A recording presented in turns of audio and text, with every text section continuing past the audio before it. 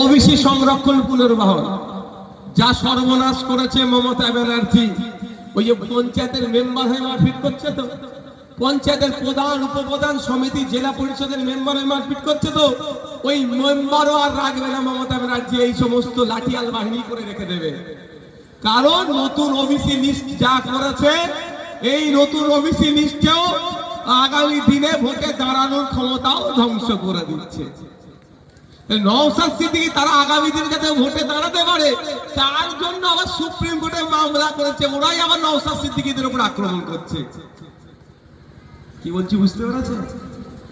OBC সংরক্ষণ হয় তো জানেন তো ভোটের সময়, সেটাও ধ্বংস করে দিয়েছে, ওটাও ধ্বংস করে দিয়েছে। অর্থাৎ আগামী দিনে ওই প্রধান উপপ্রধান মেম্বার যে দুটো চারটে খুঁজে পাচ্ছিলেন, সেটাও রাস্তাটাও মমতা ব্যানার্জি বন্ধ করে দিয়েছে। শুধু তাই নয়, যে আজকে লাঠি নিয়ে আমাদের কর্মীদের উপরে চড়াও হচ্ছে, তাকেও বলছি আপনার বাড়ির ছেলে মেয়েটা একটু একটু পড়াশোনা করছে, হায়ার এডুকেশন যদি নিতে চাই, যে সংরক্ষণ প্রথা আছে সেই সংরক্ষণ প্রথায় আর আপনি পাবেন না। মমতা ব্যানার্জি আপনাকেও অভিশাপ দিচ্ছে আর আপনার হাতে লাঠি তুলে দিচ্ছে, নওশাদ সিদ্দিকীদের দিকে তেড়ে যেতে বলছে। কিন্তু যে হাতে আপনাকে আপনি নওশাদ সিদ্দিকীদের দিকে তেড়ে আসছেন, ওই হাতটা মেয়েটার মাথায় রেখে, বাড়ির ছেলেটার মাথায় রেখে একবার ভাবুন যে আপনার ছেলেটা, আপনার মেয়েটা উচ্চ শিক্ষায় শিক্ষিত হতে গেলে সংরক্ষণের কোথায় কি আর সুবিধা পাবে? তো শুধু তাই নয়, চাকরির ক্ষেত্রে যে সংরক্ষণ ছিল, আপনার বাড়ির আপনার ছেলের, সবার জন্য এটা বলছি আমি, ছেলে মেয়েরা নিজেদের প্রচেষ্টায় ডিগ্রি অর্জন করার পরে চাকরির পরীক্ষা যখন বসছে, পরীক্ষা দিচ্ছে, লিস্টে আর নাম আসছে না, তাহলে বলুন এটা মমতা ব্যানার্জি দ্বিচারিতা করেছে। কিন্তু আমরা একবারের জন্য কি বলছি, আমাদের প্রতিবাদ কি শুধু তৃণমূল ছেড়ে এটা নয়, বরঞ্চ আমাদের প্রতিবাদ মমতা ব্যানার্জি নতুন ওবিসি সার্টিফিকেট দিয়ে মুসলমানদেরকে যে ধ্বংসের দ্বার প্রান্তে দাঁড় করিয়েছে, এটা প্রত্যাহার করতে হবে। বারবার চিৎকার করেছি, গত কয়েকদিন আগে মমতা ব্যানার্জি স্বয়ং স্বীকার করেছে নতুন ওবিসি লিস্টে ক্ষতি হচ্ছে, আমি পুনরায় নতুন লিস্ট তৈরি করব।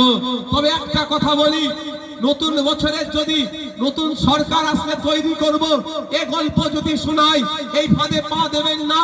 2021 সালে বিধানসভা নির্বাচনের পরেই বিধানসভায় দাঁড়িয়ে আনএডেড মাদ্রাসাদের জন্য 55 কোটি টাকা বরাদ্দ করা হচ্ছে এবং ওগুলোকে এডেড করা হলো।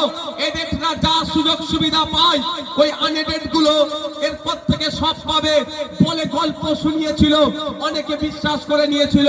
কিন্তু খোঁজ নিয়ে দেখুন, 22টা রাত আজকে এই কনকনে ঠান্ডায় কলকাতার শর্ট লেগে ওই আনএডেড মাদ্রাসার টিচার গুলো ওখানে আন্দোলন বসেছে। আপনারা শুনলে অবাক হবেন, যারা আমাদের দিকে লাঠি নিয়ে তেড়ে আসছেন তাদেরকেও বলছি, আপনার বাচ্চাগুলো কিন্তু আনএডেড মাদ্রাসাতে যায়, খোঁজ নিয়ে দেখুন। স্কুলের পাশে কুকুরের বাচ্চা থাকলে মমতা ব্যানার্জি নির্দেশ দিচ্ছে তাদের খাবারের ব্যবস্থা হবে। কিন্তু এই তৃণমূলের নেতাদেরকেও বলছি, আপনার বাচ্চারা যে আনএডেড মাদ্রাসায় গিয়ে যায়, ওই আনএডেড মাদ্রাসার বাচ্চাগুলোকেও মিড ডে মিল দিচ্ছে না। একটু ভাবার চেষ্টা করুন, কেন আইএসএফ কে আটকানোর চেষ্টা করছে? আইএসএফ পয়েন্টে কথা বলছে কুকুরের বাচ্চাদেরকে মিড ডে মিলের ব্যবস্থা করা হলো, আপনার বাচ্চাকে কিন্তু মিড ডে মিলের ব্যবস্থা দিচ্ছে না। এটা স্পষ্ট ভাষায় বলছি, গায়ে লাগলেও কিছু করার নেই। নিশ্চিতভাবে আপনার বাচ্চার থেকেও কুকুরের বাচ্চার দাম মমতা ব্যানার্জির কাছে বেশি। খারাপ লাগছে? কিচ্ছু করার নেই। আবার বাস্তব কথা বলছি, স্কুলের ধারে যে কুকুরের বাচ্চা থাকে তো, ওদেরকে একবেলা খাবার দিতে হবে মিড ডে মিল থেকে, তার নির্দেশনা মমতা ব্যানার্জি দপ্তর দিচ্ছে, স্কুল এডুকেশন দপ্তর দিচ্ছে। আর আপনার আমার বাচ্চাগুলো যেগুলো আনএডেড স্কুলে পড়ে, আনএডেড শিক্ষা প্রতিষ্ঠানে পড়ে, সেইখানে মিড ডে মিল দীর্ঘদিন ধরে চাইছে, দিচ্ছে না। নিশ্চিতভাবে মমতা ব্যানার্জির কাছে আপনার বাচ্চার থেকেও কুকুরের বাচ্চার গুরুত্ব বেশি। সেই জন্য কুকুরের বাচ্চাগুলোকে আপনার মিড ডে মিল দিলেও আপনার বাচ্চাকে মিড ডে মিল দেওয়ার কোনো ভাবনা নেই। আপনার বাচ্চার মানে যারা আজকে আমাদের গতকাল থেকে আমাদের কর্মীদের উপর অত্যাচার চালিয়েছে, তাদের অনেকের সন্তান দেখবেন আনএডেড গুলোতে পড়ে। বুঝতে পারছেন আমি কি বলছি? লাঠি নিয়ে আপনি আমাদের দিকে তেড়ে আসছেন।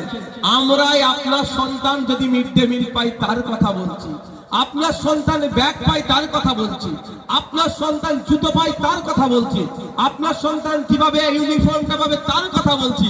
আর আপনি আমাদের দিকে লাঠি নিয়ে তেড়ে আসছেন। না, আমাদের থেকে বুকে আর কি আছে? আমি ওর হয়ে কথা বলছি।